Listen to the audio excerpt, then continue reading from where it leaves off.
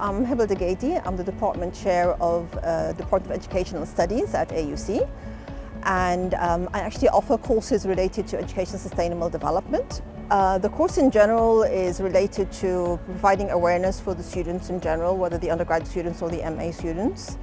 And the whole idea is giving them a voice so that they can actually provide their opinions in relation to sustainable development. But they also can become proactive citizens and change agents themselves in their societies and in their surroundings too. The idea of the project as a whole is to get the students to give back to their communities and their societies. So our group project was called the Renaissance, highlighting the Renaissance water dam.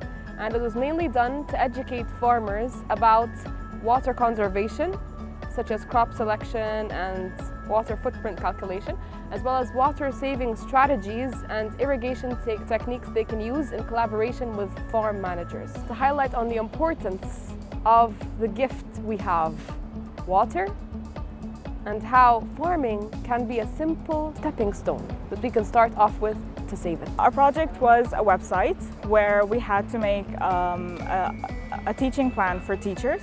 We targeted mainly middle school students, ideally from grade 7 to grade 9. And essentially what the project is a ready teaching plan for the teacher, where they can straight ahead just take the website and teach from it to the students. So we hope to achieve from our project raising awareness on the issue of urbanization and sustainability. I usually try to reduce my plastic use, reusable bags, reusable bottles. I also try to turn off the AC and open the window, especially now since the weather is getting better. When drinking water, why use plastic bottles when you can use flasks and keep refilling them?